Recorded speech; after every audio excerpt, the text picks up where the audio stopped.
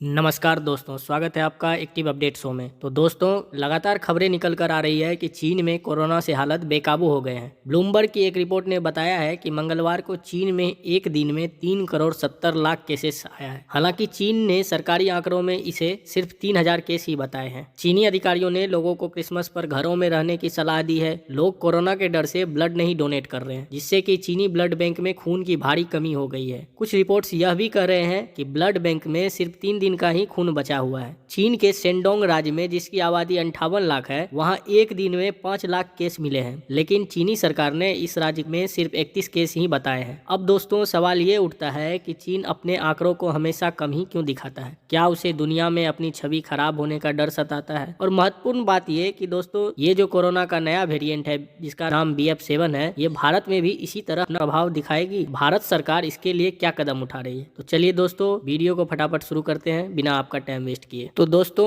चीन की बात करने से पहले आइए कोरोना के नए वेरिएंट BF7 के बारे में बात कर लेते हैं। यह जो BF7 वेरिएंट है, यह कोरोना वायरस के स्पाइक प्रोटीन में खास म्यूटेशन से बना हुआ है। इसी म्यूटेशन की वजह से इस पर एंटीबॉडी का कोई असर नहीं होता है। हेल्थ एक्सपर्ट का ये मानना है कि यह ओमिक्रॉन का सबसे शक्तिशाली वेरिएंट है, यानी कि यदि कोई वैक्सीन लगवाया भी है तो उसके शरीर में एंटीबॉडी तैयार भी हो गया है, तो भी यह BF7 वेरिएंट वह एंटीबॉडी को भी चकमा देकर घुसने में सक्षम है। तो अब सवाल ये आता है कि कोरोना में चीन ने जो शक्ति दिखाई थी, जीरो कोविड पॉलिसी लाई थी, क्या वह बस एक दिखावा भर थी? तो दरअसल जिनपिंग सरकार ने अपने देश में सख्त लॉकडाउन लगाया था, आप सभी को मालूम ही होगा। बढ़ते मामलों को देखकर चीन ने कोरोना की टेस्टिंग भी बढ़ाई थी। जिस किसी व्यक्ति को कोरोना हुआ था, वहां के पूरे इलाके को ही क्वारंटाइन कर दिया था। इसके बाद चीन ने तमाम ट्रेन और फ्लाइट भी रद्द कर दिए थे। चीन में कोरोना का पहला केस के बाद ही 24 दिनों के अंदर लॉकडाउन लगा दिया था। तो इन सभी चीजों को देखकर ये लगता है कि चीन सिर्फ दिखावा ही नहीं किया था, बल्कि उसे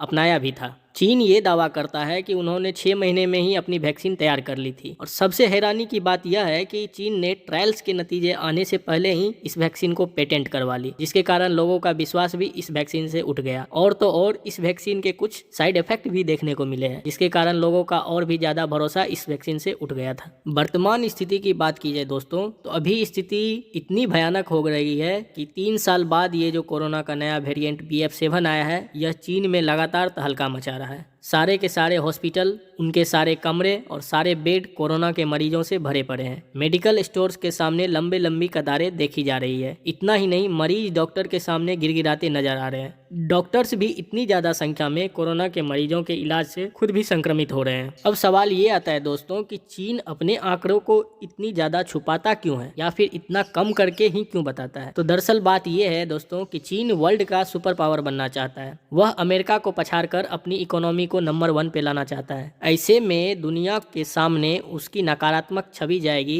तो लोग उनके देशों से एक्सपोर्ट हुआ सामान नहीं खरीदेंगे। फॉरेन इन्वेस्टर्स चाइना में इन्वेस्ट करने से कतराएगी, जिससे चीनी अर्थव्यवस्था पे संकट का बादल मंडराने लगेगा। इसीलिए चीन अपने आंकड़ों को छुपाता है, ताकि उनकी छवि बाकी के अन्य देशों से साफ सुथरी बनी रहे। अब बात अपने देश भारत की करते हैं। भारत इस कोरोना के नए वेरिएंट को लेकर पहले से ही सतर्क है। प्राइम मिनिस्टर श्री नरेंद्र मोदी ने हाई लेवल की मीटिंग बुलाकर इसकी समीक्षा भी की है। एयरपोर्ट्स पर रैंडम सैंपलिंग शुरू कर दी गई है। कई राज्यों में मास्क अनिवार्य कर दिया गया है। भारत में लोग 2 डोज के अलावा बूस्टर डोज भी लगवाए हैं, जिससे यहाँ के लोगों की इम्यूनिटी हाई हो गई है। हेल्थ एक्सपर्ट्स का मानना है कि भारत ने तकरीबन 98% लोगों की प्रतिरोधक क्षमता पहले से बेहतर हुई है। इसीलिए यदि वेरिएंट तेजी से फैलता भी है तो ज्यादा लोगों को यह प्रभावित नहीं कर पाएगा। फिर भी दोस्तों, हमें अपने तरफ से पूरी सतर्कता तो बरतनी ही चाहिए। हमें मास्क जरूर लगाना चाहिए और 2 गज की दूरी अवश्य मेंटेन करके रखनी चाहिए। तो दोस्तों, मिलते हैं अगले वीडियो में कुछ नए अपडेट्स के साथ। तब तक आप इस चैनल को सब्सक्राइब और अपने दोस्तों के साथ शेयर कर दीजिए। यदि वीडियो से कुछ हेल्प हुआ हो तो वीडियो को जरूर लाइक करें और नए सुझावों के लिए कमेंट करें। मिलते हैं अगली अपडेट्स के साथ, तब तक के लिए जय हिंद।